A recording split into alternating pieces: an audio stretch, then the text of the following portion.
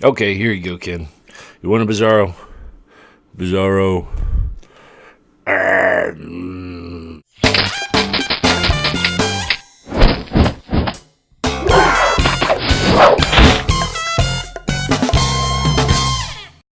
And welcome back to the Comconocave. I'm your host, the Comconocalst. And today, I'm kind of going off script, and I'm just going to gripe about a few things that got me irritated that I've read on the internet. But just to entice you to watch the entire thing, there is a little bit of news that I found in an article that I haven't seen anyplace else, but it's kind of big. So if you stick around through the entire show, I'll let you know what I found out. And it's definitely worth it.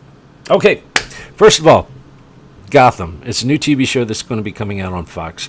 It's pre-Batman. It takes place right when Bruce Wayne's parents get killed. And instead of Commissioner Gordon, it follows Detective Gordon around. Now, they've been teasing in their commercials, and if you haven't seen them, I really don't know how you haven't. They've been showing them every 30 seconds on the channel. They're going to be introducing the Riddler. They're going to be introducing the Penguin, Poison Ivy, Catwoman, well, like I said, Bruce Wayne, Commissioner Gordon. They've been teasing that they're going to be introducing the Joker, and they recently announced that they're going to be introducing Mr. Freeze. Now, this is where my gripe comes in. You don't have to show every single Batman villain in Season 1. It's better if you pace yourself. Look at Arrow. Arrow dealt more with Oliver Queen and what he had to do and overcome to get to where he was at. They introduced a few minor, supervillains in Season 1. They did the same with Season 2 by introducing Slade, who's not really a minor character by any means, but it made it that much more exciting because it built up to it. Season 3, they're going to do the same thing. Okay, now with Gotham, I mean, shoot, you've got 8 or 9 different supervillains that are going to be running around. How is it that you're going to be able to focus on one storyline and keep people interested?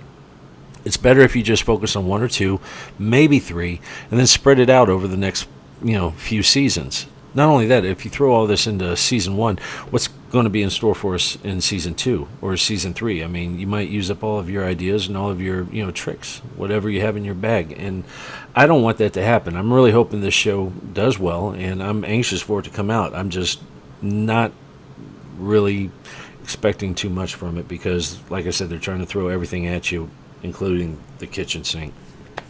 Okay, next, I want to talk about something that Hollywood and movie theaters are trying to throw at us and pose on us, and I don't really like it. I'm not sure if you've heard, but they're trying to introduce 4D movie theaters to the general public. Now, okay, imagine this. You're sitting in a chair, and you're watching a movie, I don't know, Transformers, and you're watching, a car chase. And as you're watching it, your car starts moving side to side or forward and backwards, depending on if they're jumping or going down a ramp or something like that. There's an explosion. Okay, strobe lights start going off next to the movie screen and filling up the movie theater. Then there's an explosion, and smoke machine starts pumping smoke out into the theater. The smell of WD-40 is sprayed in your face. You got 3D glasses on, so everything seems like it's coming out at you. These aren't things that are coming in the future. They've actually made these movie theaters in the United States, mostly in California, and they're trying to entice people to go to these to feel like they're more immersed in the movie. I think this is a horrible idea. Okay, now I went and saw The Avengers with my dad, and we saw it in 3D. And even though it was just the glasses, I mean, we were focused more on what was taking place in the forefront than what was going on in the background. That we could have possibly missed something that was important in the background, but we weren't paying attention to.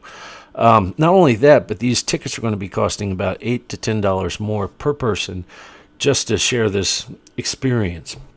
So if you don't like paying $15 a person to see a movie, imagine having to pay, $23, $25 a person just for this experience. Don't like it. Don't think it's going to take off. Let me know what you think. I mean, am I the only one that is not really excited about this? I know some people will be, but not me. I'd rather just enjoy the movie and, be able to enjoy the storyline as opposed to, getting hemorrhoids on my butt. Okay, I promised you something that I read online that I haven't seen anyplace else, and this is it. I was reading on Wall Street, it's called wallstreetcheatsheet.com, And they were talking about Castle and the fact that Andrew Marlowe, who is the showrunner of that program, he's going to be stepping down. And at the very end of the article, it said Marlowe is going to be writing a screenplay for the upcoming Marvel movie Nick Fury. Now, Nick Fury is not a movie title that anybody has mentioned that I've found any place. And this is kind of big. I mean, you got Samuel L. Jackson, you got Nick Fury, you got, what's left of S.H.I.E.L.D., you got the Avengers, and now they're talking about a standalone Nick Fury movie. Pretty freaking cool. Like I said, this is the first time I've heard anybody talk about it, and the fact that it came from Marlowe himself makes it even bigger. So what do you think about that? You excited to see a Nick Fury movie? You think they should go with a Black Widow instead, or a Hawkeye? Let me know what you think. You can leave them in the comment section below. You can reach me at comconocave@gmail.com, or you can reach me on Twitter at Comconocalst. And until next time, take it easy.